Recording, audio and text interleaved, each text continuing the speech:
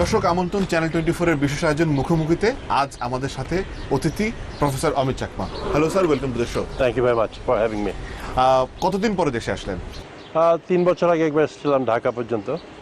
তো দেশ বলতে আমার রাঙামাটিটা যদি ইনক্লুড না করি তাহলে আমার দেশে আসা হয় না। তো রাঙামাটিতে এবার গেলাম একদিনের জন্য আফটার 5 ইয়ার্স। কেমন লাগলো? ভালো লাগলো, খারাপও লাগলো। খারাপ কেন লাগলো? আসার সময় আমার বিমর্ষ মুখ দেখে আমার ওয়াইফ বলছে, তোমার খুব খারাপ লাগছে না? সবসময় খারাপ লাগে রাঙামাটি ছেড়ে বা ঢাকা ছেড়ে যাওয়ার সময়।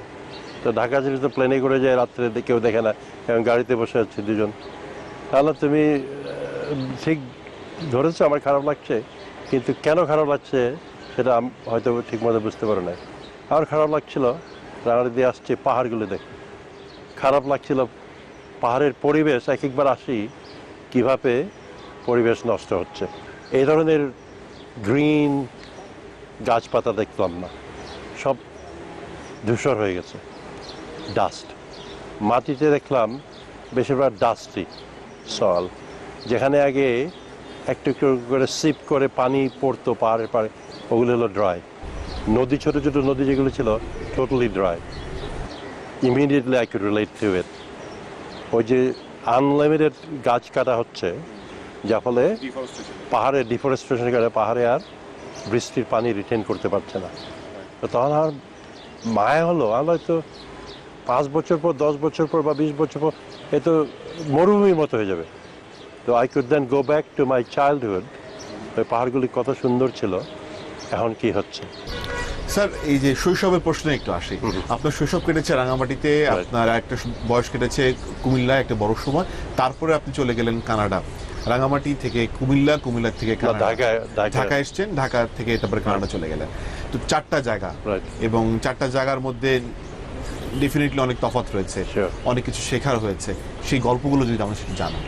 প্রথমে শৈশবের কথা বলি। রাঙামাটিতে কাপ্তায় বাঁধ হওয়ার ফলে যেটা ইমিডিয়েট নেগেটিভ ইফেক্ট ছিল, আমি বয়স কম ছিল দেখে আমি কিন্তু বুঝতে পারিনি, সব শেল্টার ফ্রম ইট। আমার বাবা মা সেটা বুঝতে পেরেছেন, তো যার ফলে সেটাকে আপনি বাদ দিয়ে দেন আমার লাইফের চ্যাপ্টার থেকে। পরে বুঝতে পেরেছি, কিন্তু তখন বুঝতে পারিনি। সেটা বাদে আমার লাইফটা ছিল খুবই স্পেশাল। তো বাংলাদেশের হয়তো যে কোনো গ্রামে এই ধরনের লাইফ হবে। আমি নদীতে ঝাঁপ দিতাম, সাঁতার কাটতাম যখন ইচ্ছে, মাছ ধরতাম, আমি পাহাড়ে গিয়ে ফলমূল কালেক্ট করতাম, রাইট। তো নেচারটা ছিল পার্ট অফ মাই লাইফ। কুমিল্লায় যখন গেলাম পড়াশোনা করতে, যে বয়স কম, ইম্প্যাক্টটা অত ছিল না। তো ঢাকায় যখন আসলাম তখন একটু মেচিউর হয়েছে, ঢাকা কলেজে পড়েছি, তখন গণ্ডিটা একটু পরিসর হলো, বড় হলো, অন্য কিছু চিন্তা ভাবনা করতে থাকলাম, এই আর কি। সো আপনি যে families relocation because of the Kaptai lake মানে নির্মাণ বিষয়টা নিয়ে, সেটা নিয়ে ডু ইউ ফিল হার্ট? আপনার কি মনে হয় যে আপনি ক্ষতিগ্রস্ত হয়েছেন? Honest answer, does it heart? Yes. বলে কেন হার্ট করে? আমরা শিখি না, আমাদের ভুল, সবাই ভুল করে, সরকার ভুল করে, সরকারি কর্মকর্তারা ভুল করে, কিন্তু আনফর্চুনেটলি আমরা আমাদের ভুল থেকে শিক্ষা নিই না বাই অ্যান্ড লার্জ। তো আমাদের একবার ডিসপ্লেস করা হলো কাপ্তাই বাঁধ নিয়ে, তখন বললাম আমি বুঝতে পারিনি, আর প্যারেন্টসরা আমাকে শেল্টার করে রেখেছে। লেটেস্ট হলো অ্যাবাউট 20 years ব্যাক, যেই জমি চলে গেল তার বদলে বাবা জায়গা নিলেন পাহাড়, দূরে গেলেন না, যাতে আমরা পড়াশোনা করতে পারি। আমাদের পাহাড়ে যা জমি ছিল, যেখানে আমরা ছোটোকালে বড় হয়েছে, আমি বড় হয়েছি, সেটা সরকার নিয়ে নিল, নো কনসিডারেশন। তো দুবার যদি আমাকে এটা নিজের দেশে, নিজের বাড়ি, এটা হলো it's not about land rights, এটা হলো নিজের বাড়ি, বুঝতে পারছে বাড়ির ইমোশনাল ইয়েটা। আমাকে অ্যাটলিস্ট দুবার বাড়ির থেকে আমার ইচ্ছার বিরুদ্ধে উচ্ছেদ করা হলো। অফকোর্স ইউর হার্ট, কিন্তু ওইটা থেকে যদি আমি শুধু হার্ট করে করে থাকি, তাহলে আমার নিজের জীবনেও শান্তি হবে না, আমি কনস্ট্রাকটিভ কিছুও করতে পারবো না। তো আমার কনস্ট্রাকটিভ ইয়েটা হলো, now that I understand things better, so what can we do together, what can I contribute to the dialogue, যার ফলে আস্তে আস্তে আমরা এই ধরনের ভুল সিদ্ধান্ত নেব না, এক রাতে হবে না। তো যার ফলে আমি যখন ভাবি আমার এক্সপিরিয়েন্সের কথা, বাংলাদেশের অপরচুনিটির কথা, আপনার ভবিষ্যৎ ভাবতে হবে অপরচুনিটি, তখন আমি দেখি যখন আমি প্লেনে চড়ি বাংলাদেশের মধ্যে, আকাশটা যদি পরিষ্কার থাকে তখন আমি বুঝতে পারি কত সুন্দর দেশ এটা। হ্যাঁ, আগে পড়েছি নদীমাতৃক দেশ, আকাশ থেকে কিন্তু দেখা যায় সেটা, বুঝলেন? তো কানাডায় বলেন, আমেরিকায় বলেন, যে কোনো জায়গায় বলেন, যেখানে নদী আছে সেটা হলো সৌন্দর্যের এটা প্রতীক। ওয়াটারফ্রন্ট প্রপার্টি হলো ইন হাই ডিম্যান্ড। তারপর আমি যখন চিরাঙে ফ্লাই করে যাই, যখন চিরাঙের এয়ারপোর্টে আশেপাশে দেখতে পাই বছরের পর বছর, যুগের পর যুগ কোনো উন্নতিতে নাই, অবহেলা, রাইট? এত সুন্দর প্রাকৃতিক সিচুয়েশন, ওটাকে আমরা অবহেলা করে আমরা কি প্রপারলি ইউজ করতে পারিনি, আপনি বলতে চাচ্ছেন? আমরা ইনফ্রাস্ট্রাকচার ডেভেলপ করিনি, ওটার পটেনশিয়ালটা বুঝতে পারি না, আচ্ছা, রাইট? ওখানে গিয়ে শুধু কিছু বস্তি বসিয়ে রাখলাম, ছোটোখাটো টিন শেড নিয়ে চায়ের দোকান করলাম, রাস্তাঘাট ভাঙা, এটা তো হলো না। তো বাংলাদেশ এখনও বলতে পারেন রিচ কান্ট্রি না, but I know that we have the resources to build relatively nice roads, right? To clean up, some of this dirt on the street. তো এইগুলি দেখে আমি এখন চিন্তা ভাবনা করি কেন এই ধরনের হয় এবং কি করে আমরা আমাদের পটেনশিয়ালটা রিয়েলাইজ করতে পারবো। স্যার, আপনি দেশ ছেড়েছেন 1982, if I'm not wrong, and it's 2017. It's been quite a long time. ডেভেলপমেন্টটা আপনি কতটুকু দেখছেন? ডেভেলপমেন্টটা অনেক দেখছি। In which particular sectors, if you can mention? Infrastructure. Okay. আমি যখন ঢাকা কলেজে পড়তাম, রাঙামাটি থেকে ঢাকা আসতে গেলে ভোর সকালে রওনা দিয়ে ঢাকা পৌঁছানো রাত 8টা, 9টা, 10টা, 3টা ফেরি পারাতে হতো। অল ডোজ এ গন, রাইট? তো সেটা হলো প্রগ্রেস। যেটা প্রগ্রেস দেখি নাই সেটা হলো কালচারাল সাইডটা। আমি এই ইনফ্রাস্ট্রাকচার নিয়ে বলি, 4 লেন হাইওয়ে হয়েছে, কিন্তু কয়েকটা জায়গায় এখনো ওই হাইওয়েগুলিতে বাজার বসে, যার ফলে হাইওয়েটা বড় হয়েছে, but you have created bottleneck, right? ওই বাজারটাই কিন্তু হলো cultural. There is no reason হাইওয়েতে কেন বাজার বসতে হবে।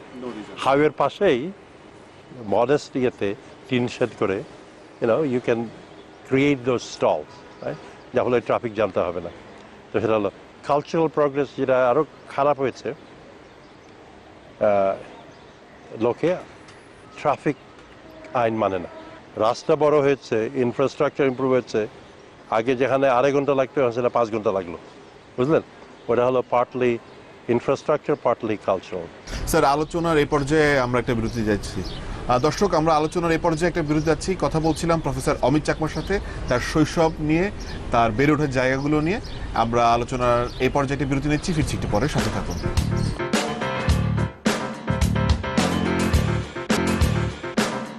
আমন্ত্রণ আরও একবার, মুখোমুখিতে আমরা কথা বলছিলাম প্রফেসর অমিত চাকমার সাথে। স্যার, আমরা আপনার শৈশবটা শুনলাম, আপনি খুবই ইন্টারেস্টিং একটা বিষয়ে কানাডায় পড়ালেখা করতে গিয়েছেন। সেই বিষয়টা কেন পছন্দ হলো আপনার? কেমিক্যাল ইঞ্জিনিয়ারিং কেন? সফল আমি কিন্তু আমার লাইফে এসব আর কিছু প্ল্যান করা হয়নি। যেটা আপনাকে বলা হয়নি, আমি বিদেশে যাওয়ার জন্য কেন উদ্গ্রীব ছিলাম। বাই নেচার, যখন আমি ছোট ছিলাম, আমি কিন্তু by nature I was a typical hill person. So hill people, their characteristics holo, They move around. associate, you make a living off your land and you stay with your land. তা আমার এটা হলো, আমি সুযোগ থাকলে, বাধ্য না হলে আমি পাহাড়টা ছাড়তাম না।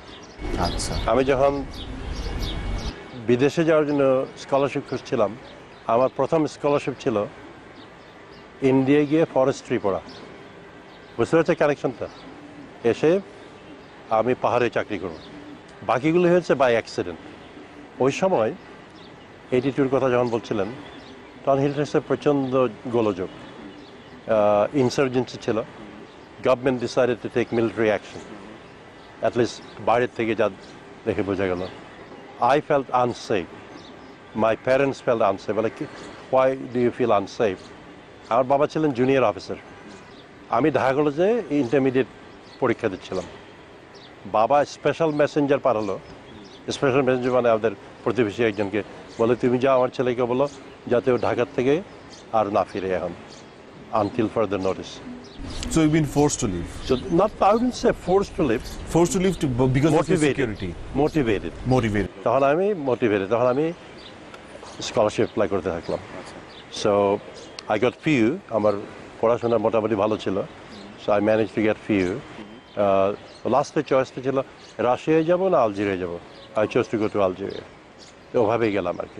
যখন গেছেন তখন তো ডেফিনেটলি আপনি একটা ইনসিকিউরিটির মধ্যে ছিলেন, সেখান থেকে গিয়ে পিসফুল মাইন্ডে লাইফটাকে কন্টিনিউ করা, how did you struggle, how much you struggle? প্রথমে গিয়ে যখন গেলাম, আমরা 10 জন গিয়েছিলাম আলজেরিয়া একসাথে, বাংলাদেশের ছাত্র। যখন গেলাম খুবই এক্সাইটেড, ঢাকা এয়ারপোর্ট যখন চারি খুবই excited. Within a week we became totally depressed. কথাবার্তা বলতে জানি না, খাওয়া দাওয়ার ব্যবস্থা নাই, কিছু বুঝে না, ঝামেলায় পড়ে গেছে। ওই সময় যদি আমাদের মিনস থাকতো আমরা সবাই ফেরত চলে আসতাম। So thanks god we didn't have the means. So তখন এজ 19, ধরেন 19-20, you learn to adjust because you have no choice, right?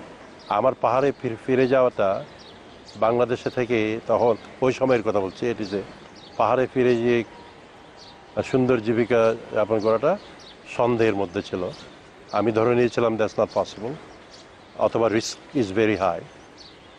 আলজেরিয়াতে no choice, বাংলাদেশে ফেরত যাওয়ার উপায় নাই। You do your best and you adjust. তো আই অ্যাডজাস্টেড, এবং এখন আমি যখন ভেবে দেখি, that was the best experience in my life, to learn to survive in a new culture, to adapt, to adjust.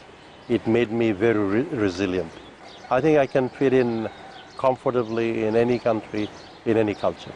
আচ্ছা স্যার, যে কারণে কিংবা যে প্রেক্ষাপটে আপনাকে দেশ ছাড়তে হয়েছিল, এখন তো সেটা অনেকটা বদলে গেছে। অনেক বদলে গেছে। আপনি এই কিছুদিন আগেও রাঙামাটি থেকে ঘুরে আসলেন, আপনার কি মনে হয় যে ওই ধরনের কোনো প্রেক্ষাপট মানুষের মনকে এখনো প্রভাবিত করে, কিংবা এখনো কি কোনো ধরনের কোনো racism or in a way pressure is there, do you believe? Yes, কিছুটা subtle, কিছুটা overt. তো এটাকে এইসব সমস্যাগুলোকে শুধু যদি আপনি লোকাল পরিপ্রেক্ষিতে দেখেন তাহলে একটা পিকচার পাবেন, আর যদি ব্রডার পরিপ্রেক্ষিতে দেখেন তাহলে আরেকটা পিকচার পাবেন। তো আমি আপনাকে লোকালটা বলবো না, if you want I can share my thought. আমি ব্রডার পার্সপেক্টিভটা বলি। তো ব্রডার পার্সপেক্টিভ হলো আমার বাংলাদেশের, সারা দেশকে নিয়ে আমাদের দেশে যেটা সবচেয়ে বেশি প্রয়োজন আমার মতে হলো আইনের শাসন, সত্যিকারের আইনের শাসন। আমি যদি জানি, আমি যদি স্পিডে গাড়ি চালাই কানাডায়, আমাকে ট্রাফিক ফাইন দেবে, বারবার কয়েকটা ফাইন পেলে আমার লাইসেন্সটা কেড়ে নেবে। Rules I know it, gas what happens, আমি জোরে গাড়ি চালাই না। আইনের শাসন বলতে অনেকে হয়তো ভাববে পলিটিক্যাল কথাবার্তা, আমি সেটাও বলছি না। ওই যে বেসিক কথা বললাম, ট্রাফিক রুল ফলো করি না আমরা, খুব বেসিক আইন আমরা মানি না, রাইট? তো এটা হলো পাহাড় পাহাড় কালচার। আমাদের আইনের শাসনটা এখনো আমাদের রন্ধ্রে রন্ধ্রে ঢুকেনি। You see some progress, but you don't see progress in other front. তো শুধু একটা জায়গায় প্রগ্রেস হলে হবে না, আইনকে সমানভাবে ইয়ে করতে হবে। তো তার উদাহরণটা হলো, আপনি দেখেন হিল ট্র্যাক্সে ওভার ডেকেডস কত অন্যায় হয়েছে, কত অত্যাচার হয়েছে। একজনের শাস্তি হয়েছে বলে, বিচার হয়েছে বলে আমি জানি না। That saddens me. আপনার সাথে আসার আগে আমি একটু ছোট্ট করে টিভিতে হেডলাইন দেখলাম, ঘটনাটা আমি জানি না, শুধু হেডলাইনটা দেখলাম। বাংলাদেশের এক সিটিজেনকে মালয়েশিয়ায় মেরে ফেলেছিল, 2 জন অফিসারের ফাঁসি হয়েছে। সেটা হলো আইনের শাসন। If you do something, will go after you. সবসময় সাকসেসফুল হবে না, তো যার ফলে সেটা লোকের, মানে আপনি যেই হন না কেন আপনি আইনের অধীনে। সেটা যদি করেন তাহলে অনেক কিছু প্রবলেম সলভ হয়ে যাবে। কেউ যদি অন্যায় করে কাউকে কিছু করে, অন্যায় করে আমার বাড়িঘর কেড়ে নিল, রাইট, তখন আমি আদালতে গিয়ে সেটার বিধান পাবো, যার ফলে অন্যায়ের ইয়েটা থাকবে না। ওটা যদি ফিক্স না হয়, তখন হয় কি হিল ট্র্যাক্সের মতো সিচুয়েশনে মাইনরিটিদের আর কোনো উপায় নেই। আমাদের তো কানেকশন নাই, ক্ষমতা নাই, লোকজন পরিচয় নাই। আজকে আমি আমার পজিশনের কারণে আমি হলাম প্রিভিলেজ, এদেশেও ওই দেশেও। আজকে আমি কারো সাহায্য লাগলে আমি একজন সেক্রেটারি সাহেবকে ফোন করলাম, উনি আমাকে হেল্প করবে। আমাকে নিয়ে সাধারণ লোকের অবস্থা জাজ করলে কিন্তু হবে না, No, of পরে course দেখতে হবে সাধারণ লোকের কি অবস্থা। এবং সেটা এমন প্রবলেম, এটা অলওয়েজ যে সরকারের সদিচ্ছার অভাবে এগুলি হচ্ছে সেটা না। ওই লোকাল অ্যাডমিনিস্ট্রেশনে কালচারাল চেঞ্জটা আনতে হবে। বলে আপনি বাঙালি অফিসার বলে আপনি রাঙামাটিতে এটা পাহাড়িকে ডিফারেন্ট করে দেখবেন, দ্যাটস নট কারেক্ট। অফিসাররা সেটা করে না, সব সিটিজেনকে ঠিক করে দেখতে হবে।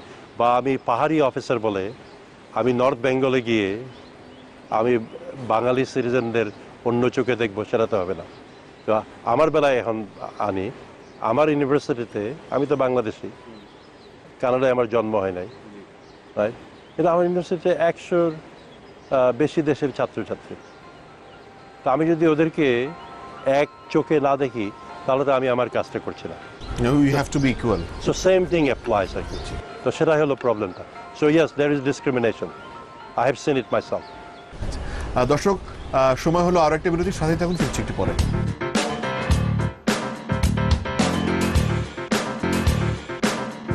দর্শক, আমন্ত্রণ আরো একবার মুখোমুখিতে আমরা কথা বলছিলাম প্রফেসর অমিত চাকমা স্যারের সাথে। স্যার, আমরা সেই ডিসক্রিমিনেশনের কথা মেনে নিয়েই আমি আপনাকে জানতে চাচ্ছি যে তারপরেও কিন্তু আমরা দেখতে পাচ্ছি যে অপেক্ষাকৃতভাবে আপনি যে সময় দেশ ছেড়েছেন সেই সময় থেকে এখন অনেক বেশি ছেলে মেয়ে পাহাড় থেকে এসে মূল সমাজের অংশ হচ্ছে, তারা বড় বড় চাকরি করছে, বড় বড় জায়গাগুলো নিজেদেরকে প্রতিষ্ঠিত করছে এবং সমাজের সাথে মিশে গেছে।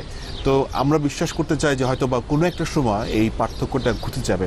কিন্তু আমরা আপনার কাছ থেকে জানতে চাই যে যেহেতু আপনি কানাডায় বাংলাদেশকে রিপ্রেজেন্ট করেন এবং কানাডায় one of the successful Bangladeshi, এবং আপনার ইউনিভার্সিটি এবং ইউনিভার্সিটি সোসাইটি পুরো সব জায়গায় আপনার একটা অবস্থান তৈরি হয়েছে, সেখানে বাংলাদেশিরা কেমন আছে? বাংলাদেশের কি ভালো করছে? আছে, বাংলাদেশে ভালো আছে। ভালোটা হলো রিলেটিভ।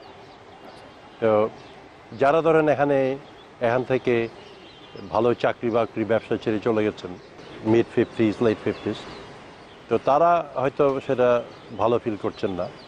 ওখানে গিয়ে ডিফারেন্ট কালচার, এখানে যেটা মান সম্মানে থাকতেন, ঢাকা ক্লাবে দৌড়ান, ওখানে সেটার অবকাশ নাই। তো তাদের লাইফটা অন্য ধরনের। কিন্তু তারপরেও আলটিমেটলি আপনাকে দেখতে হবে, ওনার যদি পছন্দ না হতো ওনার কি চলে আসতেন।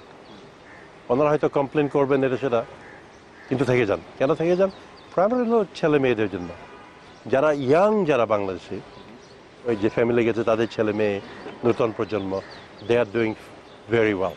আচ্ছা, লেখাপড়ায় আমাদের তো জানেন কালচারালি এশিয়ানরা লেখাপড়ার উপর গুরুত্ব দেয়, লেখাপড়ায় খুব ভালো করছে। আমি তো অনেক জনকে জানি আমাদের কমিউনিটির, তো কেউ কেউ ব্যবসায় আবার ভালো করছে, আচ্ছা, ছোটোখাটো ক্ষুদ্র শিল্প। তো ওখানে গিয়ে প্রথমটা হয় শখটা হয়ে যায়। এখন কেমন জানি না, বাংলাদেশে আমি যখন ছিলাম তখন এখানে ওই কাজের মধ্যে শ্রেণী ভাগ ছিল। আপনি উঁচু মানের কাজ করলে ভালো লাগে, নিচু মানের কাজ করতে ভালো লাগে। তো আমাদের কিন্তু সেটা ওখানে কম। স্যার, এটা কি শুধুমাত্র মানে আমাদের জ্ঞানের পার্থক্য, কিংবা যে পড়ালেখাগুলো আমরা ইউনিভার্সিটিগুলোতে করি সেটার পার্থক্য, নাকি অন্য কোনো পার্থক্য আছে? দুইটা পার্থক্য। এটা হলো কালচারাল অ্যাডজাস্টমেন্ট। তো এখানে যারা বড় লেভেলে চাকরি করেন, চিফ ইঞ্জিনিয়ার উদাহরণ দিলাম, আমার হয়তো এটা বলা ঠিক না, কারণ আমি ঠিক এখানে কাজ করিনি, আমার নিজের অভিজ্ঞতা নেই। তো আমার বন্ধু বান্ধব ওই লেভেলে চলে গেছে, ওদের দেখি ওদের কাজটা খুবই অন্য ধরনের হয়ে গেছে। ওরা ইঞ্জিনিয়ারিং আর করেন না, ওনারা মোস্টলি প্রজেক্ট অ্যাপ্রুভাল আরেক লেভেলে চলে গেছে। তো ওইসব চাকরি ওখানে সংখ্যা কম। ওসব লিডারশিপ রোলের লোকজনকে ইঞ্জিনিয়ার হতে হবে না, you can be somebody else. ডাক্তারদের আরেকটা প্রবলেম হয়, মানে ডাক্তারি করতে সাংঘাতিক ঝামেলা। এটা হলো কোয়ালিটি কন্ট্রোল, আর এটা হলো হোয়াইট কলার কন্ট্রোল।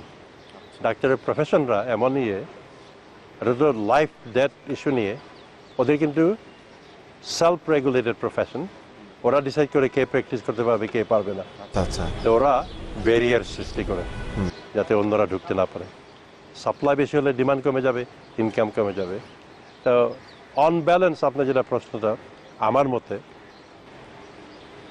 বাংলাদেশি যারা চলে গেছেন কানাডায় ভালোই আছেন, অ্যাভারেজ। আমি স্পেসিফিক কেসের কথা বলছি না। ভালো না থাকলে আমি দেখতাম ওনারা অনেকে দেশে ব্যাক করতে চলে আসছেন, কারণ আচ্ছা। যারা যারা গেছেন আমাদের পরিচিত বন্ধু বান্ধব, তাদের এদেশে লাইফটা কিন্তু রিলেটিভলি স্পিকিং ভালো life, they are part of the elite. তো আমি সেটা দেখছি না। এবং যারা যারা অ্যাডজাস্টেবল, ওরা কিন্তু ওখানে গিয়ে ব্যবসা করছেন, অন্য কিছু করছেন, কেউ রিটায়ার করেছেন। কিন্তু one it comes too young people, আমার ছাত্র যারা পড়তে আসে, দে আর হ্যাপি। প্রথম একটু অনিশ্চিত থাকে, চাকরি হবে না হবে। When I see happy faces, I know that they're happy. ওই 2-3 বছর পরে শুনলাম ভালো করে চাকরি করছে, right? So absolutely no issue for young people. Sir, আমরা এখন দেখছি যে কানাডাতে ঢাকা সহ আশেপাশে অনেক জায়গা থেকে অনেকে ইমিগ্রেন্ট হচ্ছে, এইটার মূল কারণটা কি? কানাডা হলো বিশাল দেশ, আমাদের পপুলেশন মাত্র 37 মিলিয়ন। তো কানাডায় প্রচুর লোক দরকার। সবাই সেটা লাইক করে না, নতুন লোক আসলে কালচারাল চেঞ্জ হয়, এ হয়। তো দের পলিটিক্যাল ইম্পারেটিভ। শুধু যদি ইকোনমিক সেন্সে দেখেন, আমার মতে কানাডার পপুলেশন হওয়া উচিত 70 মিলিয়ন, নট 35 মিলিয়ন, বুঝলেন? তো সেটা কিন্তু যারা পলিসি মেকার ওরা বুঝে, রাইট? তো সেটা একটা। সেকেন্ড ফ্যাক্টর হলো ডেমোগ্রাফিক্স। কানাডার পপুলেশন ইজ এজিং, রাইট? একজন রিটায়ারিকে সাপোর্ট করার জন্য social safety net is very strong, health care free, pension আছে। একজন রিটায়ারিকে সাপোর্ট করার জন্য 4-5 জন ইয়াং লোকের কাজ করা দরকার। ওই রেশিওটা কমে যাচ্ছে। আমাদের ইয়াং লোকজন দরকার। আমার বয়সী লোকজন কম দরকার কেরালায়, আমাদের দরকার আপনার বয়সী লোকের। তো যার ফলে গভর্নমেন্ট পলিসিগুলি is geared towards that. So we are an immigrant country. আমরা বছরে 300,000 ইমিগ্রেন্ট নেই। But Canada is also a compassionate country. 35,000 Syrian রেফিউজিকে নিয়েছে আমরা, রাইট? ওই সব কম্বিনেশনে মিলে will always be a country of immigrants. Now we will welcome immigrants to come to Canada. ওই কী ধরনের ইমিগ্রেন্ট আমাদের দরকার সেটা ডিপেন্ড করবে ইকোনমিক কন্ডিশন কেমন হচ্ছে, এটা আর কি। স্যার, আমরা অনুষ্ঠানের প্রায় শেষ পর্যায়ে চলে এসেছি। আমার শেষ প্রশ্ন আপনার কাছে, আপনি জীবনের অর্ধেকের সময় যদি বলি বাংলাদেশে কাটিয়েছেন এবং অর্ধেকের সময় কানাডা কাটিয়েছেন। আরো বেশি। আচ্ছা। আমি বিদেশে আছি আজকে 40 বছর। আচ্ছা, অর্ধেকের বেশি সময় বিদেশে কাটিয়েছেন। Right. রাইট। তো দেশে বিদেশে মিলে আপনার জীবনের নানান বৈচিত্র্য এবং নানান যে অভিজ্ঞতা, সেই অভিজ্ঞতার আলোকে যদি একটু বলেন যে আসলে তরুণ প্রজন্মের জন্য বাংলাদেশে যারা তরুণ রয়েছে তাদের ভবিষ্যৎ করণীয় কি, এবং আমাদের গভর্নমেন্ট থেকে শুরু করে স্টেক হোল্ডার্স যারা আছে সোশিও ইকোনমিক ডেভেলপমেন্টটাকে কন্টিনিউ করার একটা ফর্মুলা কি হতে পারে? ওকে, আমি দুইটা উত্তর দেবো আপনার। একটা হলো তরুণদের কথা বলছেন, যে কথাটা আপনাকে বলবো সেটা কিন্তু আমি তরুণদের সব জায়গায় বলবো। আমার ছাত্রদের আমি বলি, আমি ওদেরকে বলি আমাদের পৃথিবীটা ইনক্রিজিংলি গ্লোবাল হয়ে যাচ্ছে। এক্সাম্পল দিই, প্র্যাকটিক্যালি যাতে বুঝতে পারে। So you have no choice but to be global citizen, and however you define it. তো একই অ্যাডভাইস দেবো বাংলাদেশিদের, to realize your own full potential and also to realize Bangladesh's potential. You have to be global in your thinking, therefore you have to be global citizen. তো তার মানেটা হলো ওই শুধু আমি আমার মতো ছেলে শুধু রাঙামাটি নিয়ে ভাবলে হবে না, আমার মতো ছেলে শুধু বাংলাদেশ নিয়ে ভাবলে হবে না, আমাকে ভাবতে হবে পুরো পৃথিবী নিয়ে, and within the context of your country. সেটা হলো প্রথম পার্টের উত্তর। দ্বিতীয় যেটা বললেন কী করণীয়, আমার নিজের কোনো পার্সোনাল নলেজ নাই এগুলি কি হচ্ছে না হচ্ছে, কাজে আমি এটাকে ভেরি হাই লেভেলে জেনারেলাইজ কমেন্ট করছি, not a praise, not a criticism. আমি যেমন দেখি ফ্রম ভেরি হাই আপ, আমরা ইংরেজিতে বলি 64,000 ফিট অ্যাবাভ, তখন দেখি তাহলে বাংলাদেশের সম্পদ কী, জলসম্পদ। তো জলসম্পদকে কাজে লাগাতে হবে, তার জন্য একটা কম্প্রিহেন্সিভ স্ট্র্যাটেজি দরকার। তো আমি তখন ভাবি what are the best practices, জলসম্পদ কোন দেশ ভালো করে কাজে লাগিয়েছে। আমাদের প্রতিবেশী ইন্ডিয়ার কথা মনে পড়ে।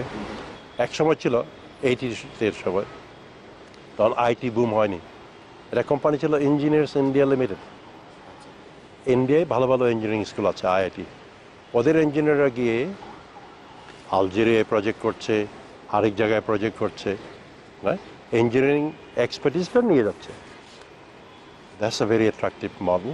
যেমন আইটি হলো এখন ইন্ডিয়ান কোম্পানিরা তাই করছে।